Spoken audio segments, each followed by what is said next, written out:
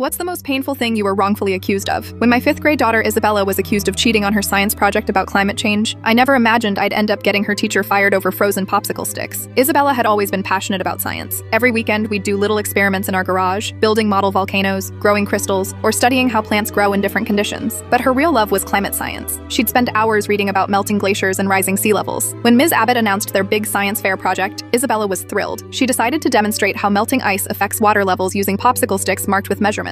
She spent weeks perfecting her experiment, carefully documenting every detail in her purple notebook covered in penguin stickers. The day of the science fair, Isabella was beaming with pride as she set up her display. She had charts showing her data, photos of each stage, and clear explanations of her process. Other kids had basic projects like growing beans or making paper airplanes. Isabella's stood out. Ms. Abbott circled the room, barely glancing at most projects, but she stopped dead at Isabella's display. Her face turned cold as she examined everything. "This is far too advanced for a 5th grader," she announced loudly. "There's no way you did this yourself." Isabella tried explaining her process, but Ms. Abbott cut her off. "I've been teaching for 15 years. I know when a parent does the project." She started dismantling Isabella's display, confiscating her documentation as evidence of cheating. Isabella came home in tears. She was given an F and would have to redo the project with Ms. Abbott watching her every move. But worse than the grade was how Ms. Abbott had humiliated her in front of everyone, calling her a liar and a cheater. I was livid. I emailed Ms. Abbott explaining how Isabella had done everything herself. I even had videos of her working on it. Ms. Abbott's response floored me. "Those videos prove nothing. You clearly staged them after the fact. Isabella will learn that cheating has consequences." The principal, Mr. Grayson, seemed more concerned about avoiding conflict than finding truth. "Ms. Abbott has an excellent record," he said. "Perhaps Isabella misunderstood the assignment." That's when I decided to take action. I remembered Isabella's best friend Hannah had recorded parts of the science fair on her phone for her mom who couldn't attend. I asked to see the footage. The video showed something interesting. While accusing Isabella of cheating, Ms. Abbott had knocked over the container of ice water. The popsicle sticks floating in it clearly showed Isabella's distinctive purple glitter nail polish on the bottom. She had sealed them to prevent water damage. Each stick also had little penguin doodles, Isabella's signature decoration on everything she owned. But in Ms. Abbott's evidence photos, the sticks were clean wood. No nail polish, no penguins. She had switched Isabella's materials with plain popsicle sticks to support her accusation. I took the video and the evidence to the school board. They were disturbed by how thoroughly Ms. Abbott had tried to frame a child for cheating. Further investigation revealed she had a pattern of accusing top-performing students, especially girls, of cheating on science projects. She seemed to target any student who outshined her own limited science knowledge. The school board uncovered more. Ms. Abbott had been faking her credentials. She didn't have the science education degree she claimed. She'd been teaching with falsified documents for years. 2 weeks later, Ms. Abbott was fired. The district hired a real science teacher, Mrs. Winters, who actually had a degree in environmental science. She was amazed by Isabella's project and asked her to present it at the district science fair. Isabella won first place. The local paper ran a story about her project, mentioning how she had been wrongly accused of cheating.